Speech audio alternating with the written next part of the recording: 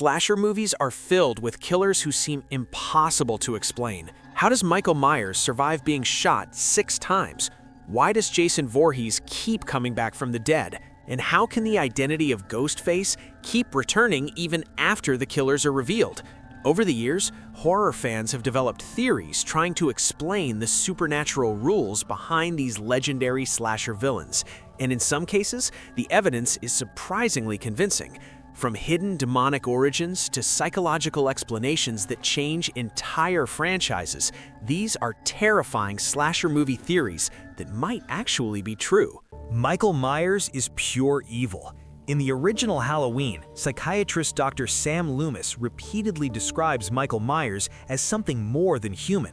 Loomis famously says that behind Michael's eyes, there's nothing but pure evil. Fans believe this line might be more literal than it sounds. Throughout the franchise, Michael survives gunshots, falls from buildings, stabbings, and even being burned alive. Despite all of this, he keeps returning to Haddonfield. Some fans believe Michael isn't just a man in a mask, but the physical embodiment of evil itself. Instead of being human, the theory suggests Michael is a supernatural force that simply takes human form. This would explain why his motives are impossible to understand and why he never truly dies. Jason Voorhees might be a deadite. The timeline of Jason Voorhees has always raised questions. In the early films of the Friday the 13th, Jason supposedly drowned as a child at Camp Crystal Lake, but later films show him returning as an unstoppable undead killer.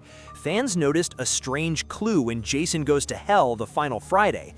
During one scene, the camera briefly shows the Necronomicon Ex Mortis sitting in the Voorhees family basement. That's the same cursed book used to summon demons in The Evil Dead. Director Adam Marcus later confirmed that this was intentional. According to Marcus, Jason's mother may have used the Necronomicon to resurrect her drowned son. If that's true, Jason might actually be a deadite, a demonic creature possessed by the same supernatural forces seen in the Evil Dead franchise. That would explain Jason's incredible strength, his ability to survive fatal injuries, and why he keeps coming back no matter how many times he's killed. Freddy Krueger gets stronger the more people fear him. In A Nightmare on Elm Street, dream demon Freddy Krueger feeds on fear. The more terrified his victims become, the stronger his power inside the dream world grows.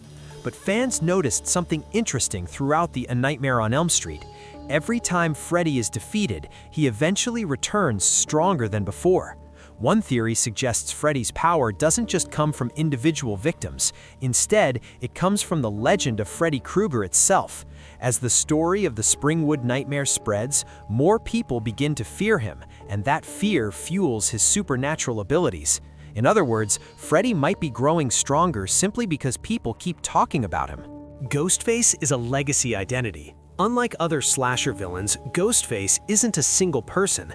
In the Scream franchise, each killer eventually turns out to be someone new hiding behind the mask, but the pattern of the murders always seems to repeat itself. The same phone calls, the same horror movie rules, the same obsession with movie tropes. Fans believe Ghostface might function more like a legacy than a single killer. Each new murderer becomes inspired by the previous Ghostface crimes in Woodsboro. Instead of a single villain, Ghostface may actually represent a growing mythology that keeps inspiring new killers. The mask becomes a symbol that turns ordinary people into horror movie villains. Leatherface might not be the real killer. The character of Leatherface is often portrayed as the main villain of the Texas Chainsaw Massacre, but some fans believe Leatherface might actually be the least evil member of the Sawyer family. Throughout the franchise, Leatherface is often shown being controlled or manipulated by his relatives. They order him to kill victims and punish him when he refuses. In many scenes, Leatherface even appears frightened or confused rather than malicious.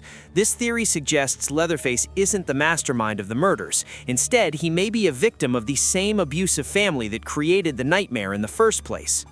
The Blair Witch might be creating horror legends. Another strange theory connects the supernatural events of the Blair Witch Project with the unstoppable nature of slasher villains. In the film's mythology, the Blair Witch is able to manipulate time and reality inside the forest. Victims become trapped in time loops where normal rules no longer apply. Some fans speculate that supernatural forces like the Blair Witch might be responsible for creating or empowering other horror legends. If reality itself can be warped, then monsters like Michael Myers or Jason Voorhees might be the result of those supernatural forces leaking into the real world. While this theory is purely speculative, it provides an eerie explanation for why so many slasher villains seem impossible to destroy. Slasher movies have always thrived on mystery. The less we understand about these killers, the more terrifying they become. But sometimes the theories fans come up with make the stories even darker. Because if even a few of these ideas are true, these villains might not just be masked murderers, they could be something far more supernatural and far more dangerous. If you enjoy horror theories like this, consider subscribing for more videos exploring the darkest secrets hidden inside movie history.